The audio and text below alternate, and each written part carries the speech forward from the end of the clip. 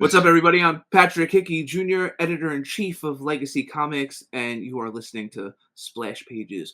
Oh, yeah! Can you dig it? Sword of Honor, come to my hand. I, Lion-O, command it. Thundercats, ho! And you're watching The Dorkening. Hey, happy Tuesday, everybody. You are watching Splash Pages. My name is Leo. I'm the monkey behind the keyboard here. We have an awesome show scheduled for you, as always. And with us, we have Carrie. How's it going? Going good. Hey, everybody. Hey, Tom Dog. I think you in particular are really going to enjoy our guest tonight. Just a thought of mine. Just a thought. But yeah, doing great. Rad Tosker and I are here hanging out. Neither one of us are drinking right now. We had a night the other night, so we're on the rebound. But let's see what Junior's doing. Well, before that, since you're not drinking, I got you covered, Carrie. I got you covered. Okay. Awesome. Jar Jar. Jar is still sharing to the socials because it wasn't up right away. Well, I'm sorry. No, it's not your fault. I was just trying to do my due diligence. Okay. You know, make sure everybody's watching that should be. Totally. We got a bunch of people watching, so definitely, you're doing the right thing, Jar Jar. Yes, I'm a little scared because I might have a storm of brewing, and I don't know if they're talking about losing electricity. So fingers crossed, I might be here in the dark. Okay. Well, hopefully that doesn't happen. Drew, hey, wake up. Drew. All right. Drew. I know the show's on, Mom. Good. Give me 5 more minutes. Drew. No. Carrie, introduce the guest. Drew. Wake up. What? It's your job. Come on. Are we on? Yes. No. Yes. Oh, crap. Hold on. This is only a test. Hey, everybody. How you doing there? Welcome to Splash Pages. Glad you could be here. That was a simulation, and it was a damn good one. It's Tuesday, and you had nowhere else to be, and for that, thank you. Yes, we have a great show. We have a great guest. But for once, I'm actually going to let someone else introduce this. So, eeny, meeny, miny, Carrie. Hey, everybody. All right. Tonight, we have on the show comic book writer, co-owner and founder of Legacy Comix. He's also written some great books that are interviews with the creators and developers behind various video games, and is the voice on video games of, I believe, over 100 different wrestlers, Dracula and Renfield, and a number of other characters. Please welcome to our show a man who you need to really check out his books, his comic books, and his games, Mr. Patrick Hickey Jr. What's up, guys? Happy to be here.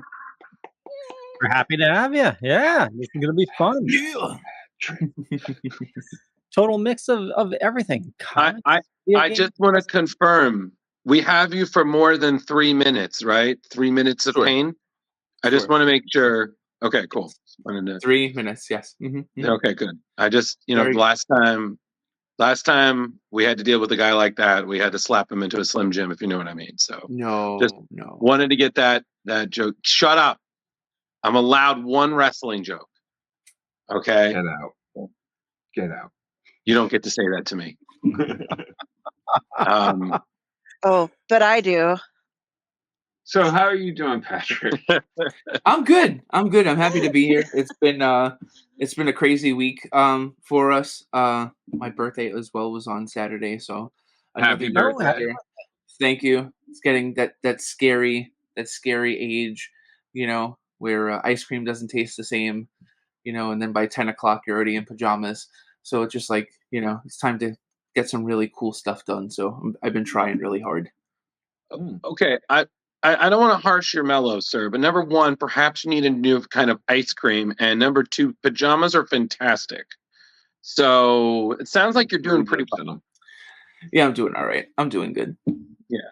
Okay. Just not trying to harsh your mellow, bruh. But no. Yeah. Okay. So what came first? Voiceover, books, comics? what was your first venture into this world of geekery? So I am the head of the journalism program at the community college that I've taught at for the past 18 years. I'm also the head of the discipline council for journalism for the City University of New York. So I've been a journalist for about 20 years. I've interviewed everyone from I've interviewed David Mack, Michael Oeming, David Gibbons, those are some comic book people, but Channing Tatum, Philip Seymour Hoffman. I mean, I covered minor league baseball, minor league hockey. I was an editor at NBC for 3 years. So it was just journalism was first. Damn. And then I was at NBC for a little while and I was really bored. And I told my editor, I'm like, I need to start writing cool stuff. And he's like, well, what do you want to write? And I had a lot of contacts in the video game industry and a lot of contacts in the comic book industry. So I was like, just let me do the stuff that I've always wanted to do. And they did, to their credit. So that was a lot of fun. At the same time, I was running my own entertainment website, which I still run, reviewfix.com. So I've continued to pick up sources and contacts and stuff like that. So I've always, I would say for the past 20 years, journalism has been the one constant. And then I started editing dialogue for video games. And we ran into this wacky situation where our lead voice actor left and we didn't have anybody. And our Kickstarter was starting in a week. So they were like, can you do it? And I was like, absolutely.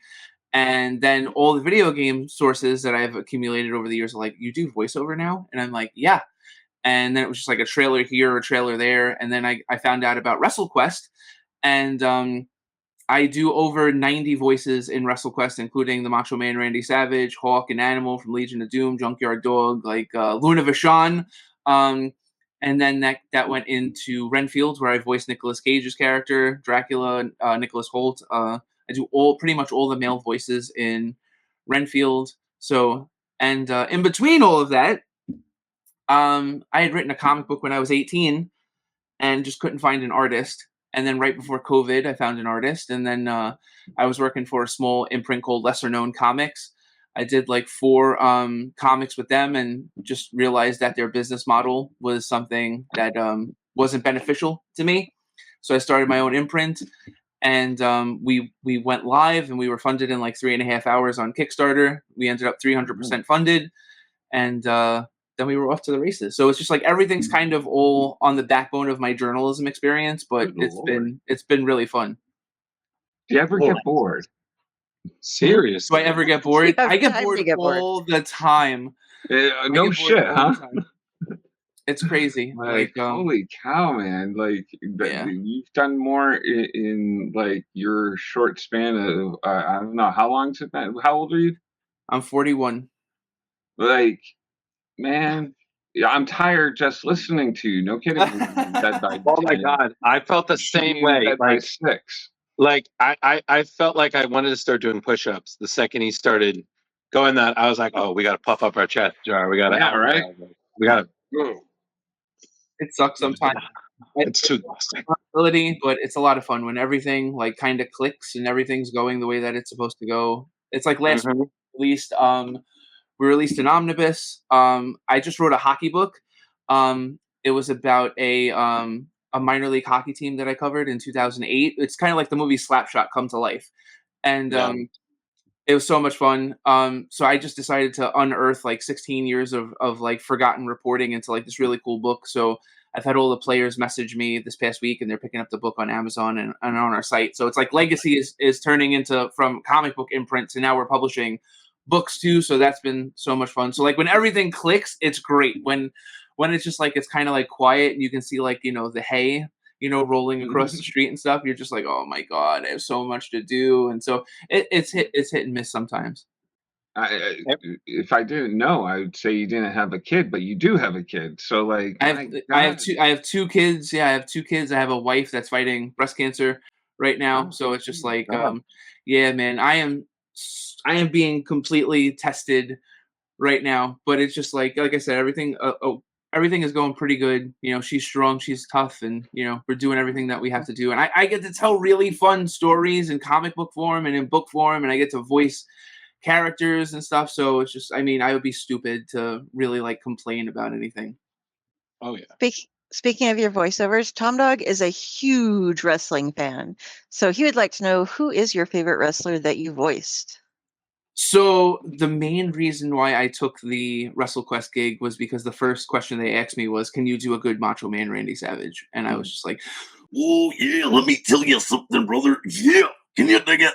And they were like, "Yep, we got you." So that was so much fun. That game was like I was on the development team for 3.5 years. The game was in development for like 4.5 years. And oh my god, they spoiled me so much. I got to hang out with like Jeff Jarrett and Jake the Snake Roberts and like oh yeah, so much fun. And like Diamond Dallas Page is my favorite wrestler of all time, and he's in the game. So it's just like it was just so much fun. But yeah, like Macho Man Randy Savage, to the point where like, because like I said, I was on the development team for 3.5 years, and then after the game came out, I was streaming on MegaCat's Twitch channel, which to me is like a huge honor. When like a video game developer is like, "Here's the keys to our Twitch, go live," it's just like they trust you a lot. So I was streaming like 3 times a week for like 3 months after the game came out. So to the point where like my wife was like, "Can we please, like, after this is over, just not do the Macho Man voice for like a month, maybe?" And I'm because she had it, and I was like, "All right, no problem." But it's been so much fun. And Macho Men are some of the best to see at cons because they get so into it, and then there's always variation. So I think my favorite was at a con. There were like 3 Macho Men, and they were like, "Welcome to the Macho Verse," and it was just having them just talking back and forth, and they don't break character. They're talking about their Miss Elizabeths. It is just funny, and that's how you're like, dude, you know what? You just got to respect the character Absolutely. of wrestling. That was one of the things too. Like I wanted to have fun doing this because it's just like, how many times do you get to star in a game, Yeah. And so like I spoke at 3 panels over a 2.5 year span at PAX East twice and PAX West once. We did a panel on the history of wrestling video games, which I know a lot about because I've interviewed the developers of like, I mean, I've interviewed hundreds of video game developers and like especially wrestling games. That's like my jam. So but after the panels were over, they were like, "You're gonna hang out at the booth," and I'm like, "No, I'm gonna cosplay as like Macho Man." So like I went to like the diner across the street and I bought a whole bunch of like coffee creamer and I was like throwing it at people like, "Yeah, the cream, yeah, always rises to the top, brother, yeah." And we were just throwing it like, oh my god. We were having so much fun. And they were like, "This guy is a college professor and he's dressed up," and like I was the Macho Man with like the really long brillo-y hair, like the wig I got was awesome. It was awesome. And I had like a leopard bandana on and the glasses, and I had the jacket with the frills. I was like, "Yeah, want some cream, yeah." And like we had so much fun. So I'm assuming I you started. watch wrestling today, right? Huh? Do you still watch wrestling to today? Yes, absolutely. I probably watch anywhere from like 8 to 10 hours of professional wrestling a week. Between like AEW, WWE, Ring of Honor, New Japan, TNA. So I love professional wrestling. I've interviewed tons of pro wrestlers like Rey Mysterio, Paul Heyman, like tons of pro wrestlers. So there's just something so silly about it. It's just so much fun. It's so serious. I've done ring announcing for pro wrestling before. One of my buddies in high Nice. school Nice.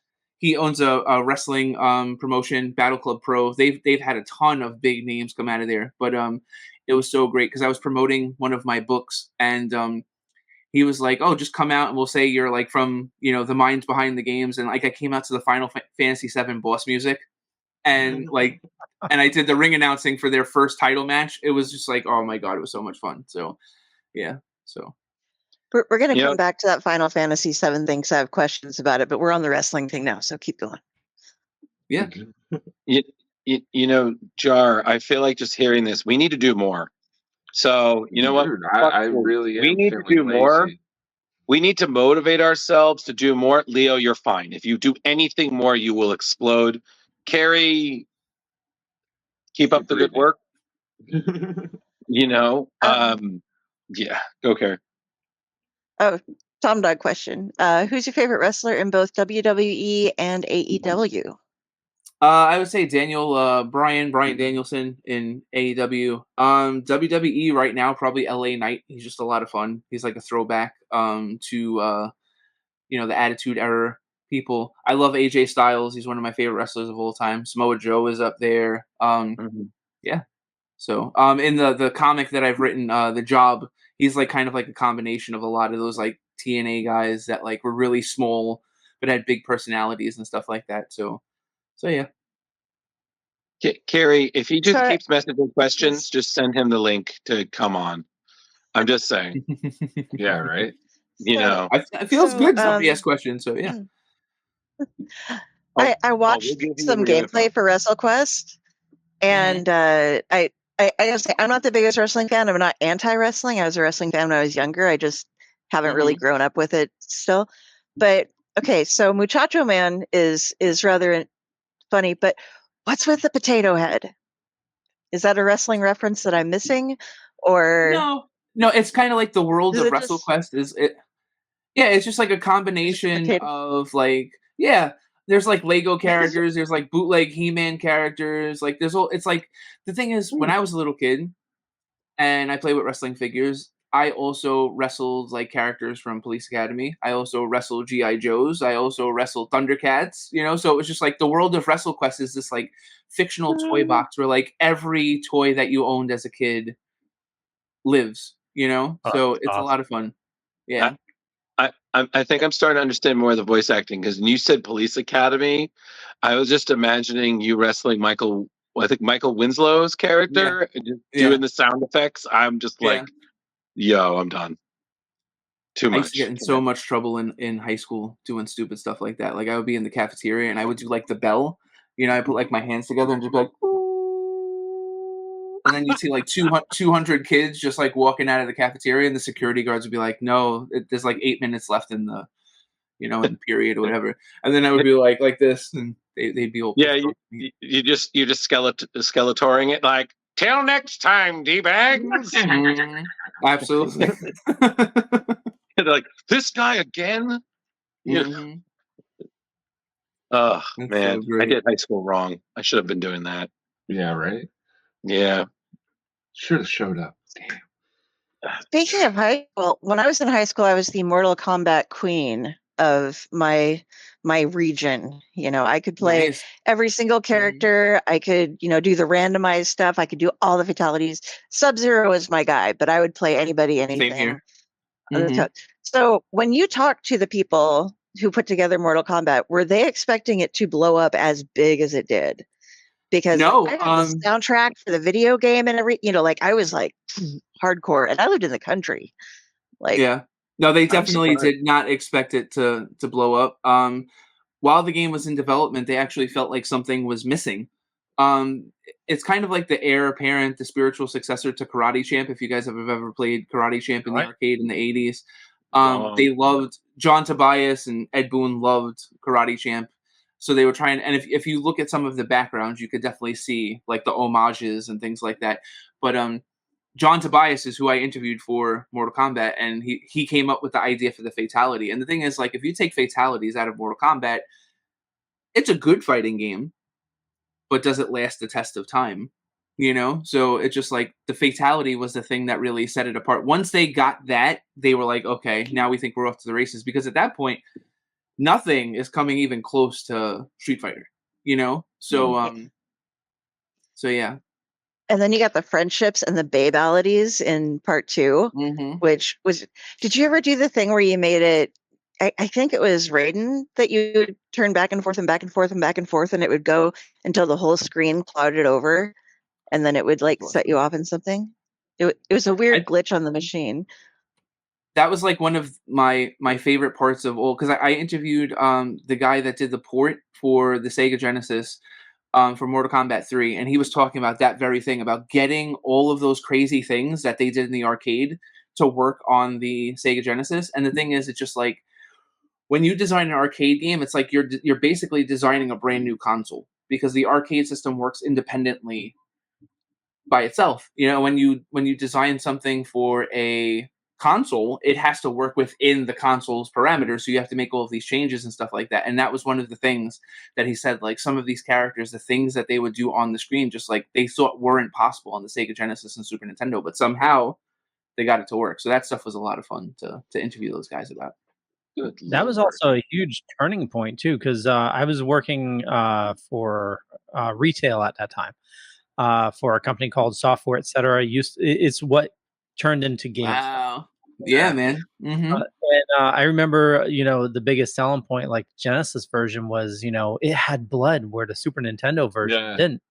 Mm-hmm. It was, that was a huge pivotal moment, especially the holiday seasons. Carrie, just send him the link already. He just keeps asking questions. That's just it. So our one frequent questioner says, "Is there any wrestler that you haven't voiced that you would be ready to go for?"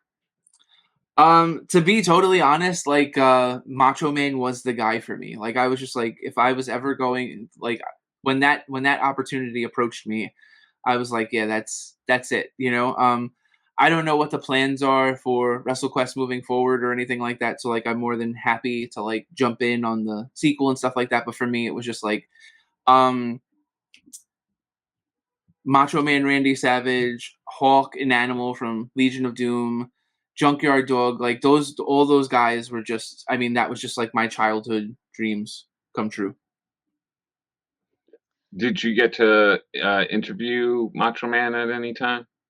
No, like he had, I think I forgot what year he passed away, but like Yeah, I wasn't at that point yet. The closest I've gotten to like interviewing him is like asking questions about him and getting like these phenomenal answers. So like when I interviewed Diamond Dallas Page, he was just talking about how like Macho Man would have like this long like list of the things that they would want to get done during a match. It would be like 25 things. And he'd be like, brother, what's 23? And DDP would have to like memorize like all like 25 things, and like that's the kind of like attention to detail that he had for all of his matches. And when I interviewed Rey Mysterio was like, I cannot believe I did all the things that I did in WCW and I never got to wrestle Macho Man Randy Savage. He's like, I would have loved to, and he was just talking about how much fun and how cool Macho Man was, like as a performer, that like they all really like looked up to him and how unique and special he was. So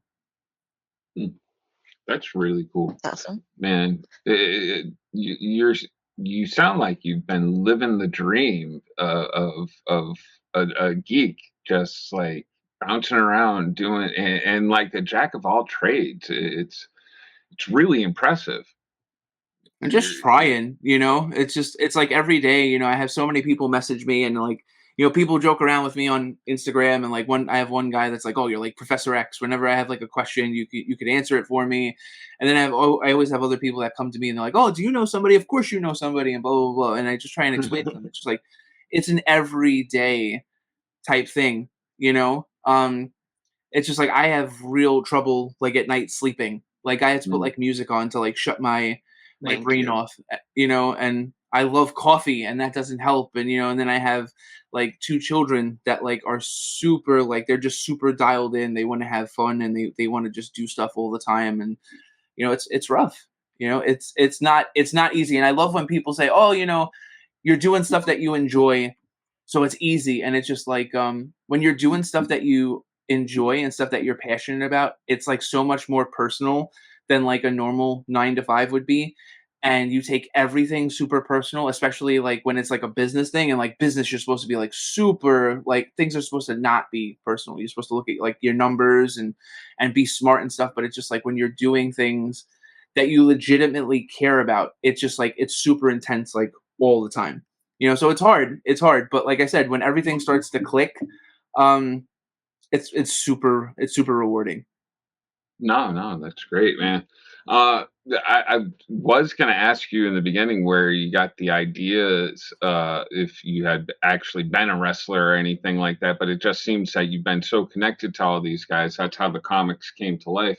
So the funny thing is, my master's thesis, I wrote about how someone can go from somebody that watches pro wrestling to actually becoming a pro wrestler. And I went to like one of the best training schools in the United States.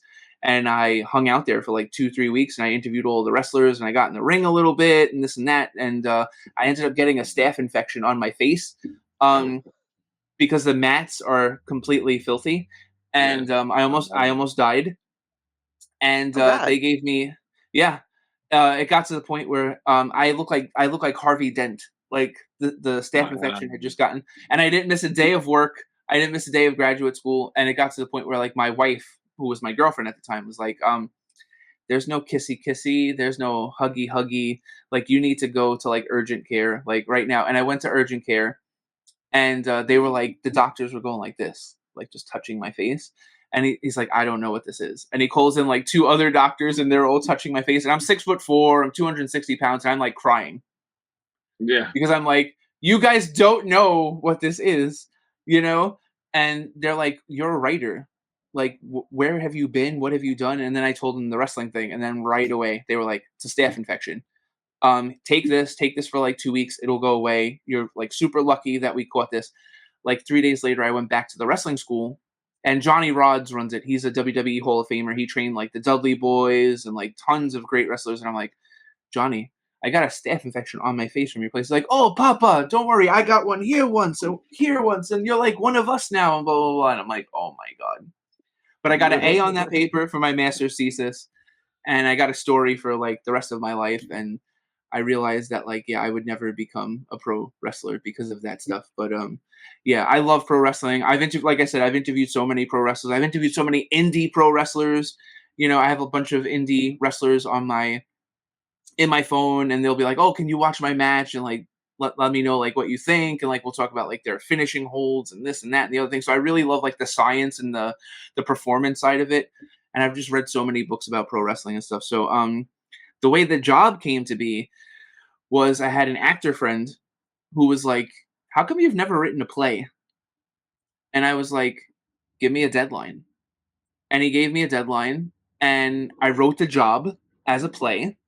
And we were going to get wrestlers to be in it. We were going to have a ring on the stage, and it was going to be all this crazy stuff. And then COVID happened, and they pulled the plug on it. And I was just like, you know, this would be like a really good like 6-issue comic book series. And then like, well, the first arc anyway. I'm like, the play could be like the first arc.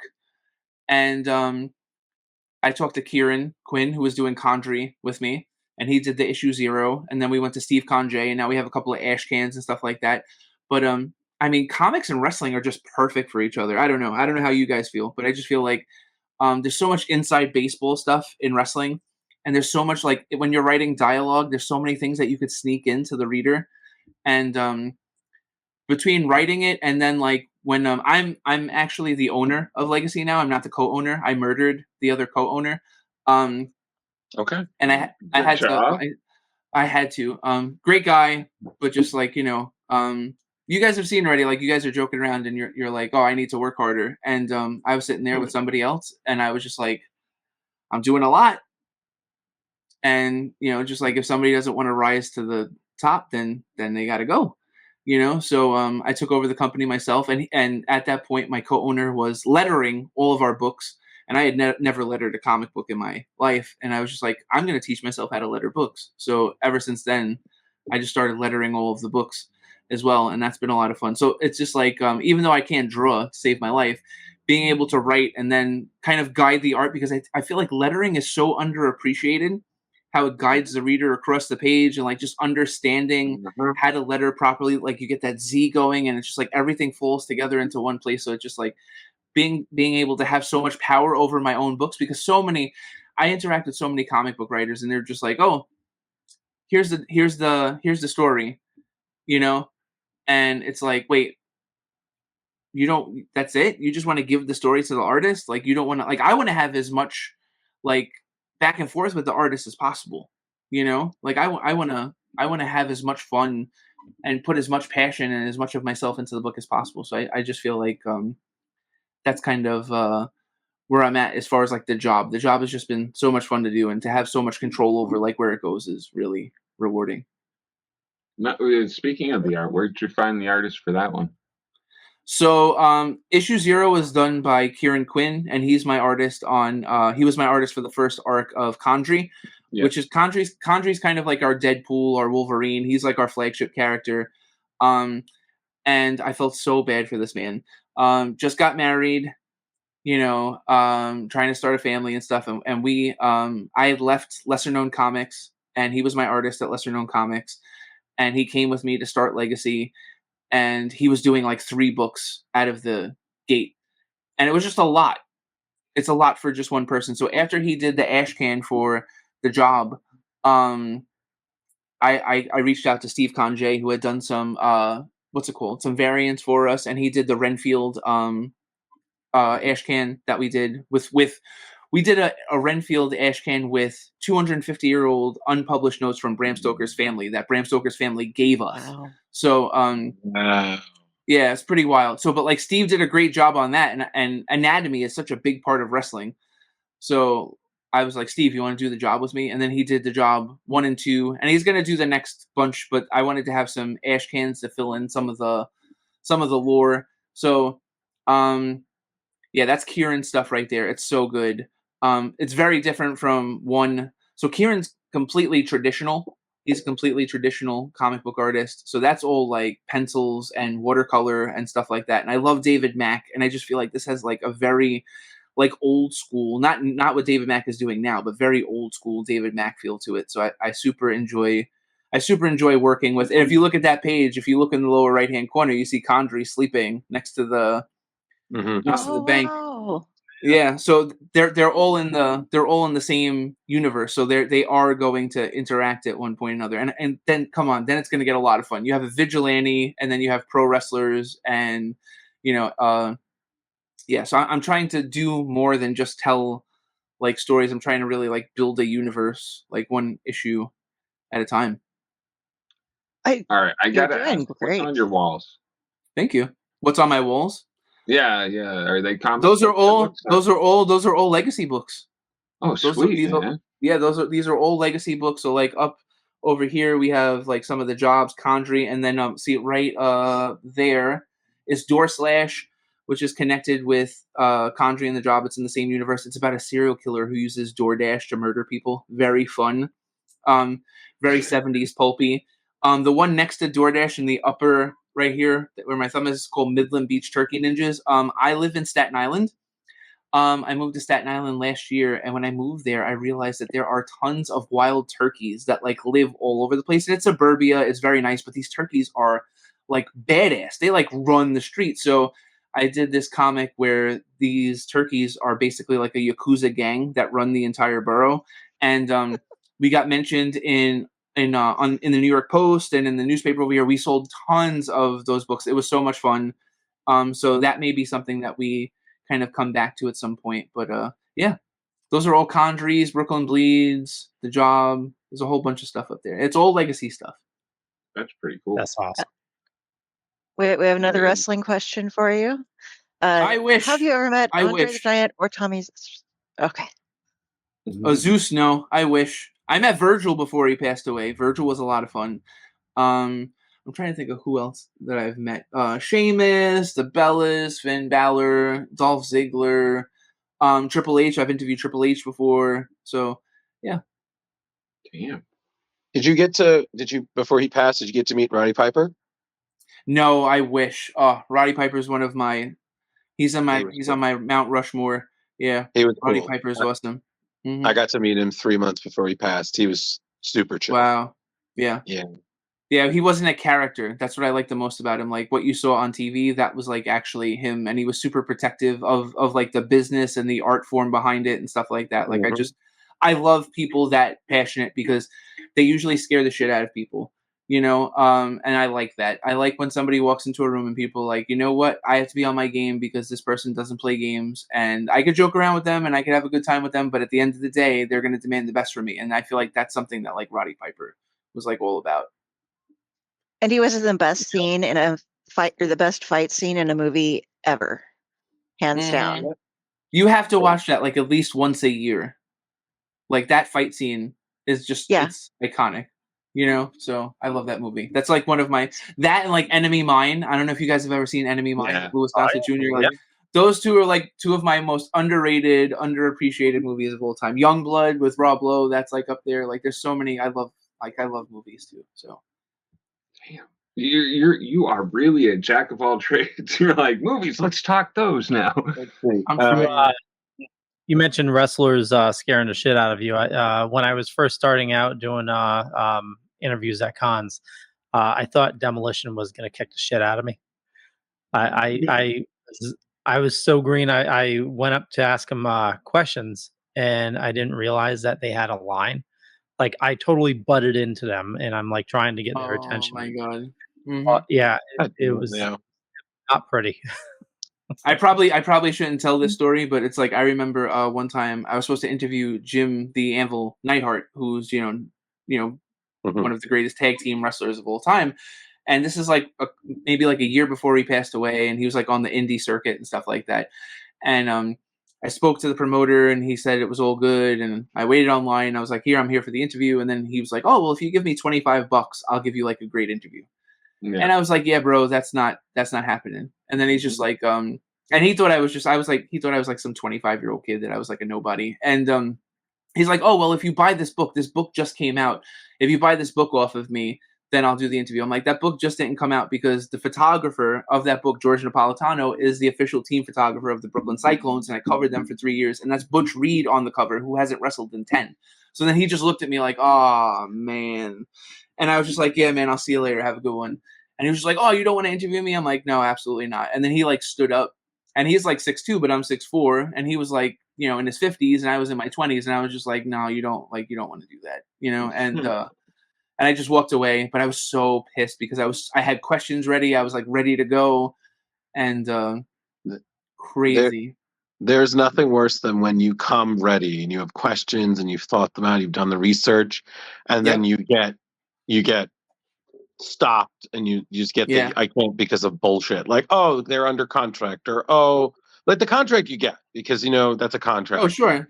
But but you'd think they would be posted. And I was like, wow, that I wasted all my time thinking all these questions, researching, doing all this for nothing because you couldn't put that on your website saying, oh, these people can't do interviews because they're under contract. So I was like, yeah.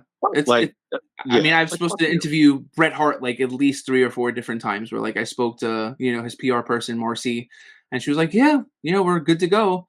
And you're on the Zoom or you're on the phone and it's just ringing and you're just like, wow, and stuff like that happens all the time, it's part of the business, and you try not to take it personal, but sometimes it feels personal, and it's just like, it's rough, but like I said, it's just, I try and just wipe that stuff off. There's a great scene in Family Guy where Peter is talking about how he deals with rejection, and he's like sitting front row at the Miss America competition, and he's like, the girl's walking down the aisle, and he's like, hey, what's up, baby? How you doing? And she just like turns her back and walks away. He's like, fine, that's whatever. And then the next one comes and he hits on the next one, and then she ignores him, and he just keeps going and keeps going. And it's just like, that's kind of the way that you have to be if you want to be successful. It's like if like one no like breaks your heart, it's just like you're in, like, you have to have such a thick skin, like I tell people all the time, I'm never anyone's first choice for anything, but I'll be your best choice, so it's just like, it's hard sometimes, Jar, this man could sell a ketchup popsicle to a woman in white gloves. this charm right there. So okay, just to go for it, Carrie. I was gonna say we have a couple more questions. You're just generating. We got some audience participation tonight. Yeah, I know, they're alive. Yeah, usually it's just Tom Dog talking to us. First question here, and I want to make a guess on this, if it's okay. Can you ask Patrick, why doesn't more bodybuilders try their hand at wrestling? They have the physique. They only have to run around a ring, so dexterity isn't much of a factor. Based on the friends I have who are in wrestling and the knowledge I do have, a lot of it is you can injure yourself so easily with stunts if you do something just wrong. It's not hard to destroy your entire career then. Particularly, bodybuilding is a very different type of thing than an active sport. Am I close there, or? Yeah, I mean, when you think about it, bodybuilding is just lifting things up and putting them down. Pro wrestling, that dexterity thing, I'm sorry, you're wrong. You have to have excellent cardio to be able to be a professional wrestler. And then the thing is, like, until you've been thrown down on a wrestling mat, you have no idea how much it hurts. And like, it takes the air out of you, and you have to be able to get up like right away and have it happen again. And then the thing is too, have you guys ever run the ropes before? Have you guys ever hit the ropes in a wrestling ring before? No. It hurts. It's steel, like it's a chain with like a pad around it. It's not like these springy things. That's why when I watch pro wrestling and I see Braun Breaker, Scott Steiner's son, bouncing off the ropes as hard as he does, I'm just like, that's insane. Like, and some of these guys like pain, or they're just like kind of impervious to it. But it's just like, you have to have excellent cardio, and you have to have a higher resistance for pain, and you have to be cognizant of where you are at every single time, because the thing is, it's just like the cameras are on you all the time. So you have to be able to like play the game while you're in the ring at all time. Like, you can't just say, "Oh, we're not supposed to do that." They're gonna catch it. Like, you have to be. There's so many other things, and a lot of bodybuilders. I'm sorry if I insult any bodybuilders. I apologize, but like, again, you're lifting things up and putting them down. Being a pro wrestler, it's like you're an actor. You have to have like the type of cardio that like an NBA player would have. You have to be able to run up and down the court for 38, 39 minutes. And we're not talking about Shaq running up and down. We're talking about like Steph Curry, somebody just like running up and down the court. And then you have to be able to fall down, not hurt yourself at least 20, 30 times and figure the average wrestling match is 10 minutes. So yeah, that's why bodybuilders don't do it. And that's why wrestling is so different now in the 80s, because in the 80s, they love bodybuilders, and you would have guys do a leg drop as their finisher, where now a leg drop wouldn't even get you a 1 count. So, yeah, that's why bodybuilders don't pro wrestle now. Maybe 30 years ago, but not now. No, never interviewed Jimmy Snuka. Yeah, no, I haven't interviewed a murderer yet. That's a goal. One day. There's actually a serial killer that's been in jail for about like 30 years in Staten Island. His name is Andre Rand. I would love to interview this guy, because it's just like the story. If you guys are ever bored one night and can't sleep, look up Andre Rand on Wikipedia, and there's like 38 missing kids that have never been found in Staten Island. And the stories are insane. It's like when I read that new comic from James Tynion IV, The Deviant. Oh my God, totally reminds me of like the stuff that Andre Rand did in the 60s, 70s, and 80s. Yeah. So Patrick, you're just hitting all the good notes for Carrie right now, because that's not only one of her favorite writers, that's one of her favorite books. That, like, look, she's gushing. She's like, yes, it's on my pull list. So oh yep, it's on my pull list. So, you watch Mindhunter? No, but now I have to. Yeah, unfortunately, it was hit with the writer's strike, and it's not going to be coming back. It's period piece about the FBI before they became the FBI, and they're interviewing all these serial killers before. It's like how the phrase serial killer came to be, like how they invented it. And yeah, it's an amazing series. I'm down. Yeah, I'm down. I gotta check it out. What is it on? It's on Netflix platform. Oh, okay, awesome. Yeah. So Patrick, kind of switching gears. So you said you've interviewed a nice amount of comic book people. Did you have any favorites, or any like, oh my God, like did you get a little starstruck? Like anybody that you got like, oh my God, you're here? Like what? That's one thing. Like before the interview, I get it all out of my system. Like as soon as I start, it's just like boom. Like no gushing. No. So I've interviewed David Mack. Love David Mack. Love Kabuki. Love the Daredevil run he did with Bendis. Bendis is probably like my biggest. Bendis and Peter Hogan are two of like my biggest influences. Peter Hogan, I interviewed him when Resident Alien first came out, because I totally believed in that book. And he's really been a great like support system to me. Like if I ever have a question about anything, I can ask him a question, and he's read Condrey. He's got a pull quote in the back of the omnibus that's actually going to be released on Friday. I'm super excited about that. But dynamic dialogue. So like, yeah, Bendis, Peter Hogan, Jim Starlin, like a lot of those guys have had like big influences on me. I would love to interview Jim Starlin. But yeah, some of the biggest ones like David Gibbons, just to interview like the artist on The Watchmen, you know, like, and he was so nice. That was when I was at NBC too, so it was just like I just like walked right over to him in New York Comic Con, and I was like, "Oh, we spoke like 2 weeks ago," and he's like, "Oh, you're from NBC." I'm like, "Yeah," and then we just started talking. So just like that was my favorite part of working at NBC was saying that I worked at NBC because it was just like it was just so easy to get to like where you needed to be and to get sources and stuff like that. But yeah, definitely, I definitely would have gotten starstruck for David Gibbons. Steve Niles, oh my God, such a fun interview.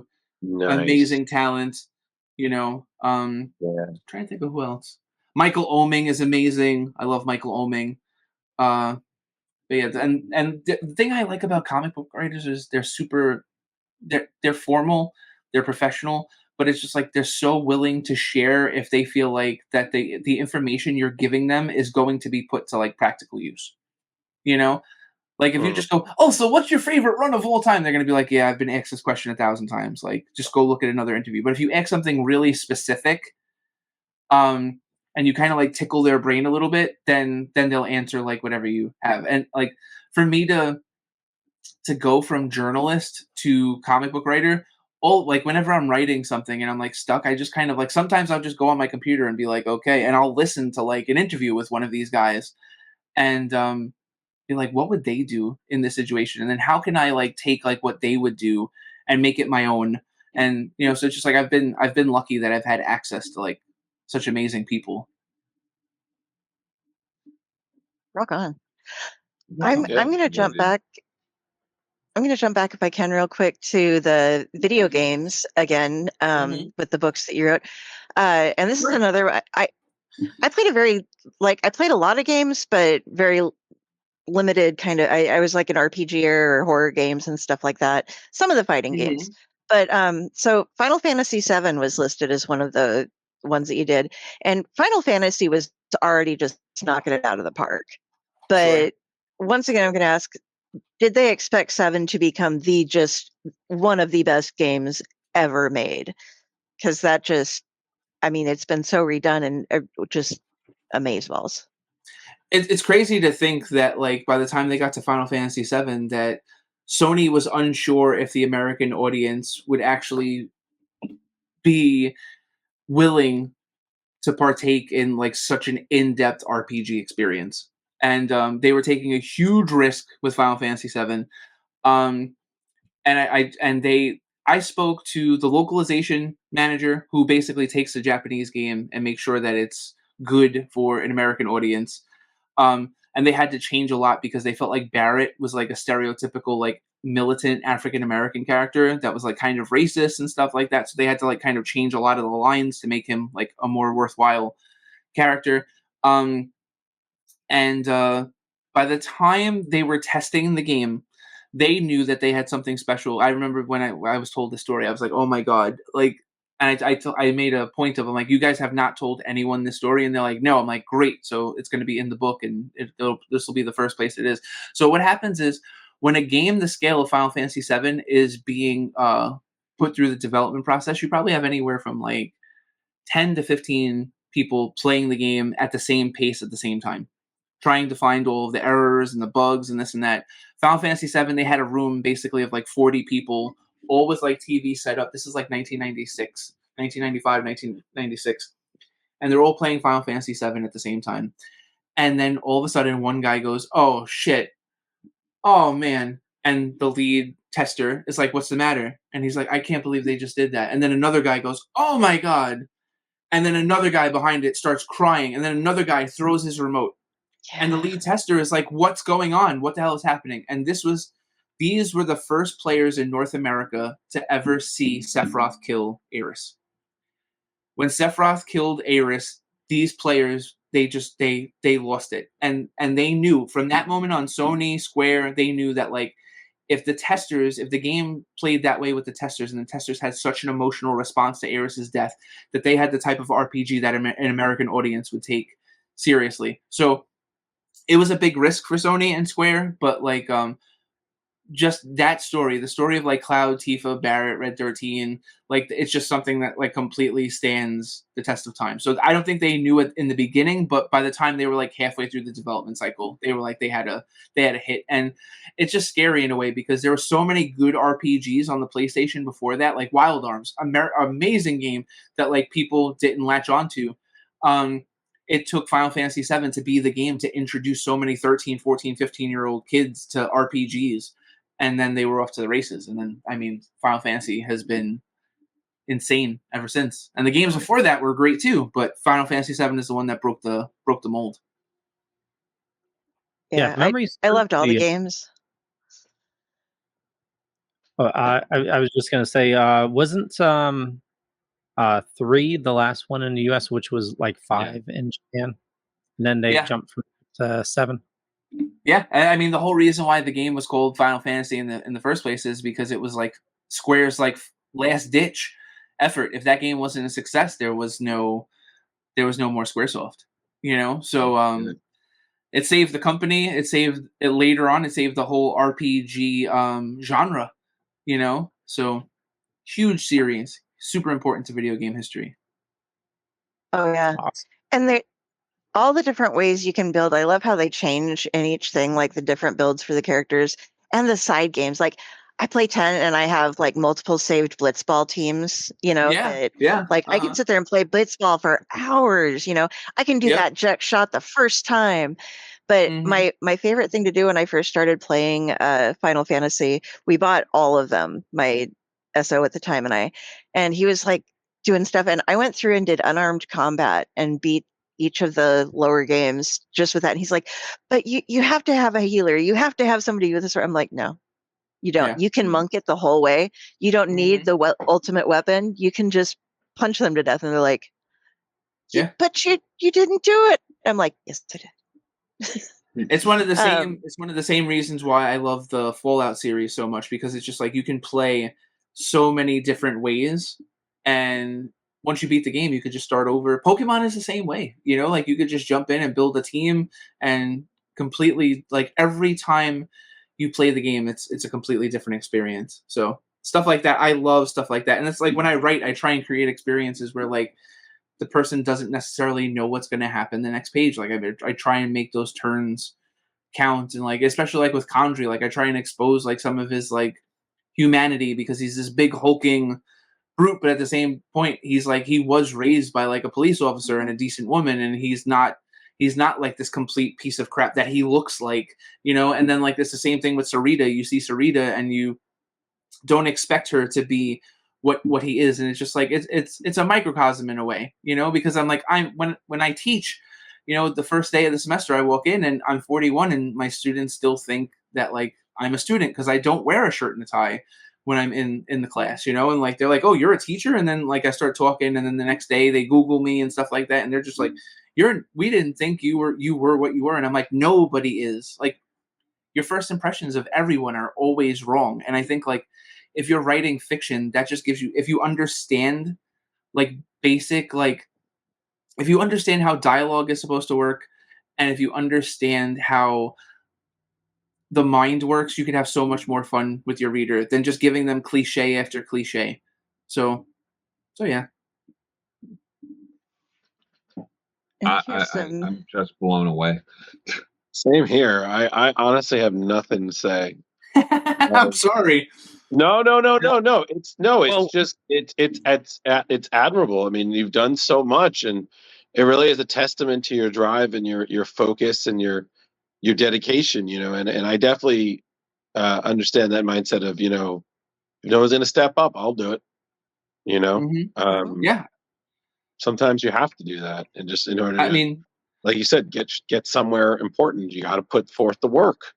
Yeah. You know, I mean, I remember when this was like right before I turned 39. This was like a week after my 39th birthday, and I had the falling out with my co-owner, and we had our Kickstarter had just finished, and we had just paid for all of our books to be printed for our Kickstarter orders and stuff like that, and we were in the middle of like nailing all the Kickstarter orders and stuff, and I'm trying to line up cons and I'm trying to get advertising and all this stuff, and I was just doing everything by myself, and I was just really tired and frustrated. And we had something like $70 in our business account. And I'm just like, I don't know like how much longer like we're gonna be able to do this. And then I just like said, you know what? No, like I'm gonna fight.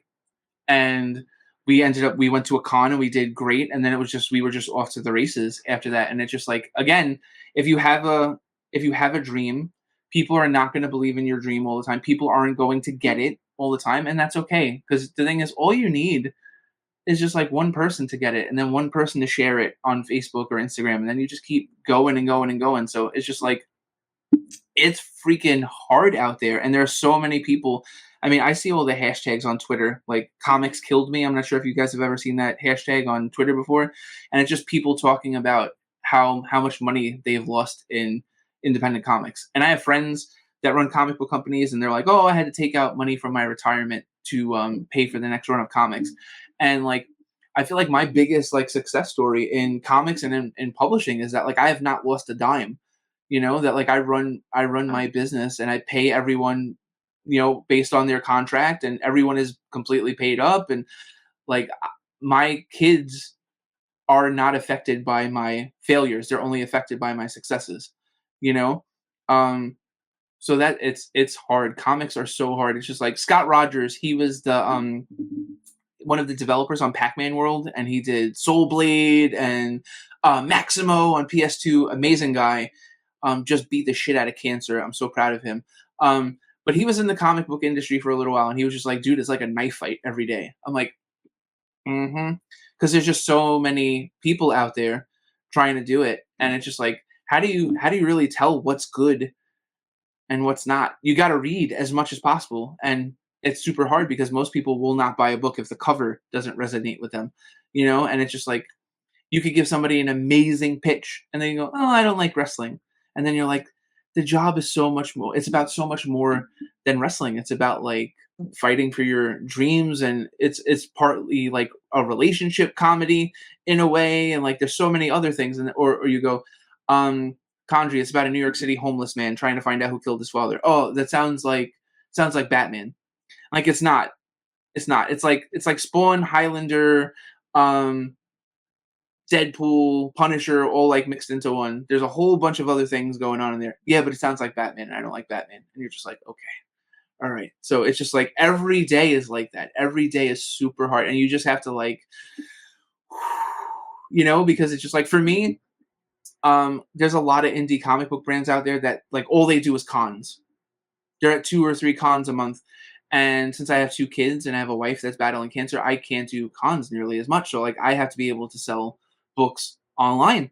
And when I talk to other publishers, they're like, you move that many books online? I'm like, I have to, because if I don't, like, the comic book company dies. Like, it's like people that like lose a hand, they learn how to live without a hand.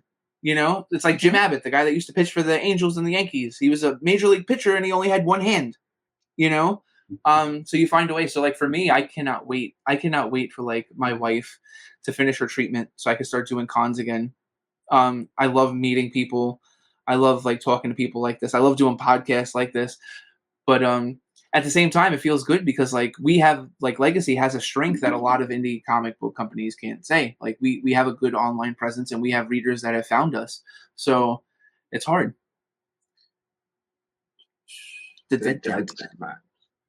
Yeah, you got to do what you got to do. Like, that's the thing. And like, for me, it's like, if I could do a podcast like once a week, once every 2 weeks, and just try and reach as many people as possible. To me, cons, and this is the thing, and I'm sorry to get like all businessy, and I don't want to be like Elon Musk or anything like that. Do your thing. But it's just like, think of it this way. Every indie comic book publisher is like, you have to go to cons and you have to sell your books to comic book stores. Like right off the bat, those are the 2 things that you have to do. And for me, it's just like, so you're operating at a loss right from the beginning, because you have to pay for that table, and there's no guarantee that you're going to make your money back to pay for that table. And then when you go to a comic book store, the comic book store will take half of whatever the comic book costs as like their fee. But the thing is, like, if you're printing like 500 copies of like a 24-page book, that book may cost like $2.50 to print. So then if you're giving the comic book store the other $2.50, you're not making any money on your comic. So there's actually, if you're an independent creator, there's no benefit to being in a comic book store at all because you're not making any money. And if you're not making any money, you can't make more comics. And that's the whole thing. You want to be in comics so you can make as many comics as possible. So this way you can increase your print runs to lower your print costs. So then this way you can sell it to as many people as possible.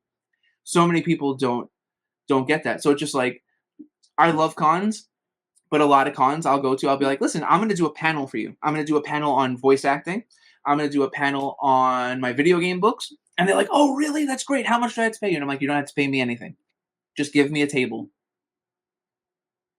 So now I'm at the con. That's very fair. Now I'm at the con and I'm moving books, and then as far as signings and stuff at comic book stores, I've done a ton, but I always talk to the comic book store owner and I'm like, if you think that you're going to get like half of like what this book costs, like just for holding it in your store, you got to guarantee me that we're going to sell like 100 copies of the book. Cause otherwise I'm going to lose money. Why would I do this to lose money?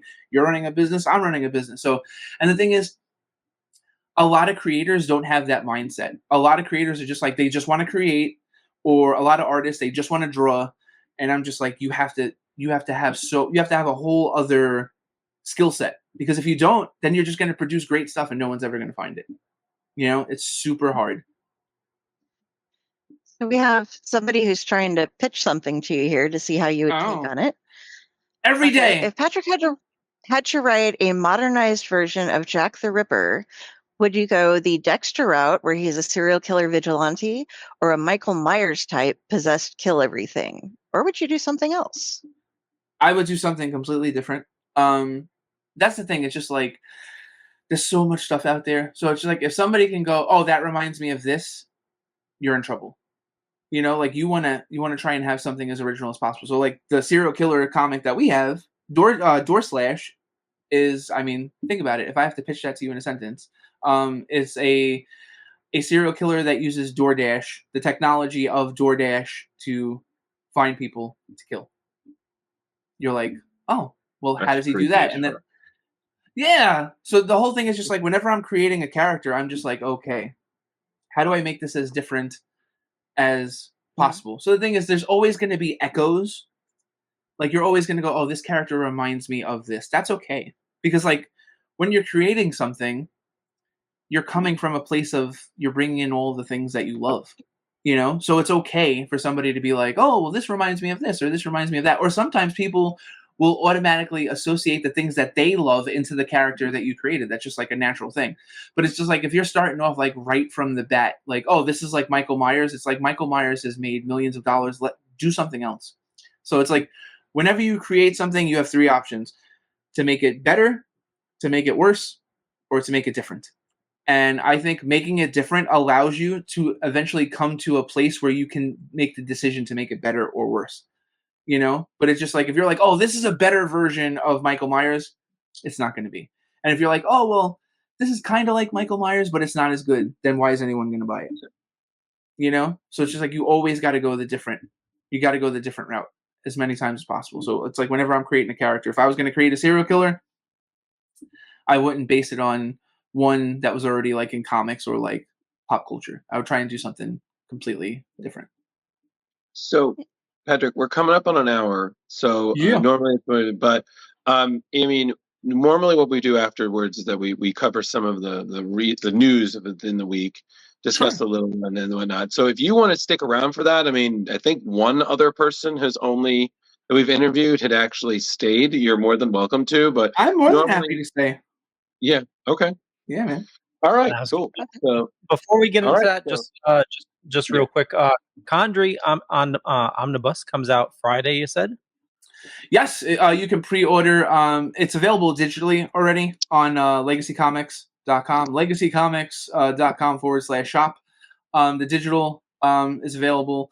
It's available physically to pre-order, but it'll be they're coming to my domicile, my home, on Friday. So I will start shipping them out on Friday. Super excited for that. All of the single issues, Condrey 0 through 5, Young Condrey, Angel of Death, Sarita, those are all available in physical, digital. And we also have QR trading cards. So we have these trading cards that look like 1985 baseball cards. And it's the cover of the book And in the back, there's a QR code, and you scan the QR code, and the comic will open up on your phone or your tablet. They're really cool. So all of our comics are in physical, digital, and trading card QR. So yeah. Mm-hmm. Very cool. Awesome. Yeah, man. And for everybody watching, I got links in the show notes up above or down below, depending on where we're watching or listening to this. And before we hop to the news, I just have to say, let me share this here. Where the fuck did you get the idea for Brooklyn Bleeds? Oh my God, just tore my heart out.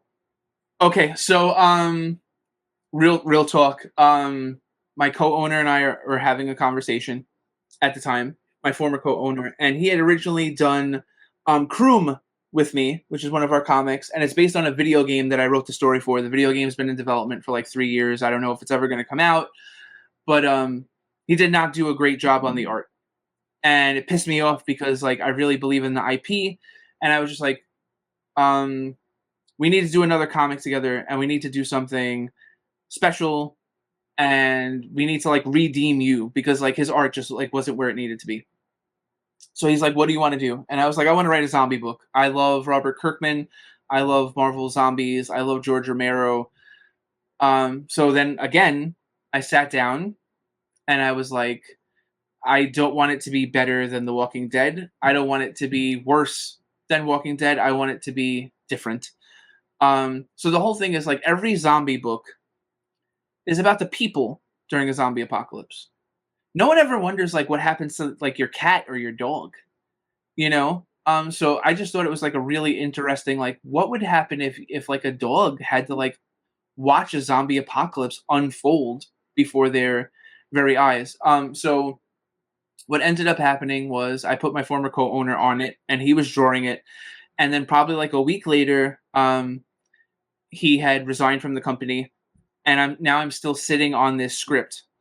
Then I went out and I went on an artist search, and we got Carl Antonitz, who did issue 0, who did issue 1, and then we've done 4 ash cans since with other artists, and we just actually released this last week. It's called Brooklyn Bleeds the first week, and it's a 60-page omnibus. It's got 4 ash cans and the comic that you see being shown, and it tells the story of Turjan, who is a Chow Chow dog, stuck in the middle of a zombie apocalypse. And at the end, he befriends a young boy named Elix, and they encounter people like in Brooklyn during a zombie apocalypse, and kind of like this ragtag group of people get formed, that like this completely unlikely group of people and things.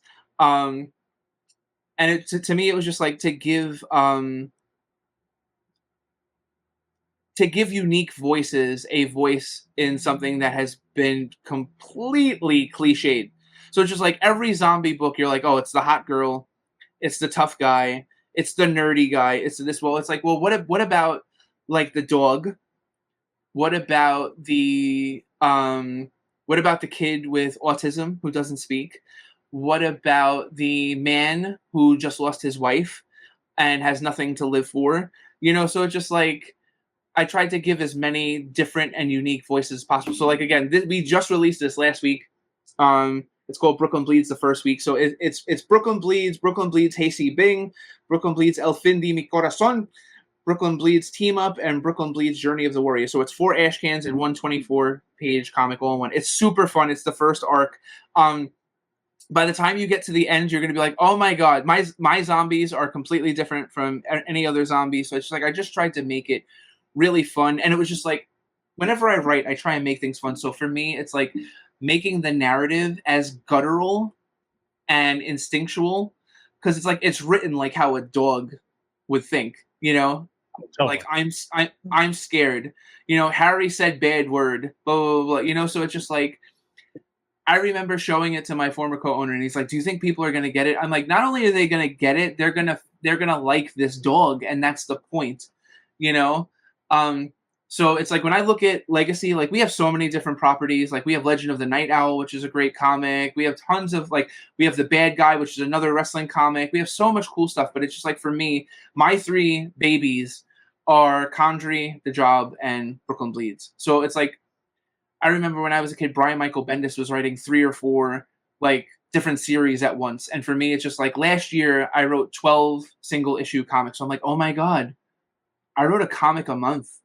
I'm like a real comic book writer now. Like, you know, so it's just like for me, being able to go from this hard-boiled noir in Condrey to like this more fun, like inside baseball, pro wrestling, dog day afternoon comic in the job, and then Brooklyn Bleeds, which is completely different, is just it's so much fun. So like that's the thing. If you don't like tough guy comics, you probably if you like tough guy comics, Condrey is for you. If you like pro wrestling and you like hijinks and stuff, the job is for you. But if you like something that's like completely different, Brooklyn Bleeds, I think, is like one of our best comics. Awesome. Totally agree. I'm happy you liked it, Leo. I'm happy you liked it. Loved it. Mm-hmm. He's our animal lover. Yeah, I have a chocolate lab. She just lost her eyesight, so it's anytime. I'm sorry. She's doing great though. Like we went swimming over the weekend, and like she's like a lifeguard. Like anytime I go swimming, like she has to save me because I'm in the water. So this was the first time we took her with after losing her eyesight. And like it's amazing how she was able to find me, like in the water. His dogs are, we don't deserve them. They're like too good for us. Yeah, I agree. Yeah. Well, on that note, we are going to switch over to news. Yes, Carrie. Oh, I just had one last question about a comic that you've done, but we didn't bring up. The Messenger, is that a crow or a raven? It's a raven. Okay. Oh, and it's a lot of fun too, especially like since I wrote that like a year and a half ago, and considering all the political climate right now, it's a pretty wild comic. I'm not into politics. I have my own personal beliefs on politics that like I keep to myself and stuff. But it's basically The Messenger is about a guy running for president that gets involved with like some shady individuals. And one of the shady individuals has a raven that does a lot of his dirty work for him and stuff. And it's a really, like, if you're looking for a really wacky, different, like 10-page ashcan, it's freaking awesome. It's so much fun. So definitely in that Edgar Allan Poe. Yeah. But I do ravens too.